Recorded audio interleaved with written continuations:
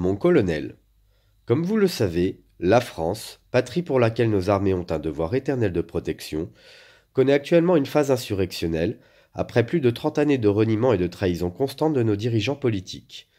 Ce n'est donc pas sans raison que le peuple français, aujourd'hui bien mieux éduqué politiquement depuis l'avènement d'Internet, a cessé d'accepter le discours culpabilisant et même infantilisant d'une oligarchie aussi arrogante que félonne vis-à-vis de la nation. En mai 1958, quelques officiers ainsi que les troupes qu'ils commandaient, un avocat et une compagnie de CRS, trouvèrent le moyen de pressuriser l'oligarchie régnante du moment jusqu'à entraîner la chute du gouvernement Pfimelin, alors sous la présidence de René Coty. Plus récemment, en Tunisie, il n'a fallu qu'un mois aux armées de ce pays pour terminer la première phase du processus révolutionnaire qui avait cours, alors fin 2013, en invitant le président alors en exercice à prendre la fuite tant qu'il était encore temps. Cette intervention finalement très minimaliste des armées, aucune des situations citées n'a débouché sur un réel putsch assorti d'un gouvernement militaire, a néanmoins permis de faire cesser de couler le sang impunément et restaurer le calme dans une situation de crise exceptionnelle. Dans les deux cas, la légalité constitutionnelle a été respectée malgré le rapport de force engagé. Aujourd'hui, mon colonel, il n'est plus tolérable de constater le silence de nos armées alors que nos soldats et officiers devraient être les premiers à s'insurger de la situation. N'étant pas certain que vous disposiez de tous les éléments de réflexion légitimant le soutien de l'armée française à la nation, permettez-moi de vous dresser une chronologie d'un certain nombre de décisions politiques qui constituent toutes une réelle trahison à la souveraineté du peuple français, à l'indépendance de ses armées et aux valeurs de paix prônées par la République. En 2014, François Hollande annonce à la presse avoir livré des armes aux rebelles syriens depuis 2012, ce qui constitue au sens de l'article 421-2 du Code pénal un crime de financement du terrorisme. Emmanuel Macron était devenu ministre des Finances courant 2014 et par là même membre du secrétariat général à la sécurité et à la défense nationale, avait en tant que ministre une responsabilité claire dans la signature des contrats de vente et de livraison de telles armes. Je n'ose vous rappeler que nombre de terroristes ayant sévi en France et notamment au Bataclan se sont aguerris en Syrie. 2014 toujours, François Hollande annonce annuler le contrat de vente des navires Mistral sans que les transferts technologiques liés à cette transaction, notamment sur ce qui relève d'un certain nombre d'équipements radars, ne puissent être empêchés. Outre le sinistre financier, économique et diplomatique que cela représente pour la France, c'est du point de vue militaire une véritable forfaiture. Quand bien même la Russie est un partenaire historique fiable, il n'y a aucune raison de permettre à son état-major de disposer de données et brevets sur des équipements militaires français soumis au secret défense. Emmanuel Macron était aussi à cette époque ministre des Finances, mais auparavant, il conseillait à l'Élysée François Hollande, notamment sur l'annulation de cette transaction. En 2015, fusion entre l'armurier français Nexter, fabricant du Charles Leclerc entre autres, et l'opérateur allemand KMW sous la présidence de François Hollande. Emmanuel Macron, alors ministre des Finances, a aussi contribué à la prise de contrôle par l'Allemagne de 50% du capital de Nexter. 2015, cession à General Electric de la branche énergie de Alstom, fabriquant notamment les turbines de nos centrales nucléaires, mais aussi celles équipant nos sous-marins nucléaires lanceurs d'engins, dont les propriétés acoustiques et la vitesse développée relèvent du secret défense.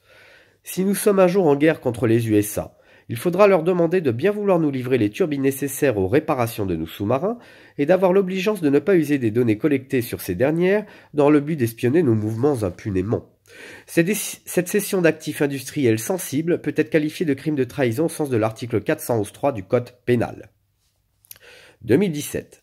À peine son mandat entamé, Emmanuel Macron, malgré sa propension à revêtir des uniformes militaires pour se donner un supplément d'autorité qu'il n'aura jamais, provoque l'ire de l'état-major français, et pour le moins de son chef, le général de Villiers, puisque ce dernier, sur la base d'un désaccord budgétaire, lui remettra sa démission en juillet. N'ayant pas d'affinité pour un général qui se reconnaît volontiers atlantiste et est parti aux USA à la suite de sa démission, c'est donc avec toute la hauteur de vue critique que je relève néanmoins que la démission du général de Villiers était un signal d'alarme très clair pour nos troupes, et je regrette que l'armée n'ait pas fait corps avec son chef, et plus encore que le très européiste général Lecointre ait pu prendre la suite. 2017. Signature d'un protocole d'accord sur la fusion de l'allemand Siemens et le français Alstom sur la prise de contrôle de l'industrie ferroviaire française. Si un jour nous devions retourner dans les affres de la guerre avec l'Allemagne, il faudra demander à cette dernière d'accepter de nous livrer les pièces et machines nécessaires au ravitaillement des troupes à la frontière en matière ferroviaire. 2018. Bombardement de la Syrie par les forces françaises sur ordre d'Emmanuel Macron, en violation complète de l'alinéa 14 du préambule de la Constitution du 27 octobre 1946, des articles 5 et 35 de notre Constitution, de l'article 2 de la Charte de l'ONU et de l'article 8 des statuts du Tribunal pénal international. 2018. L'Allemagne fait savoir qu'elle espère le renoncement de la France à son mandat au Conseil de sécurité de l'ONU, dans le but de partager ce dernier avec le reste de l'Union européenne.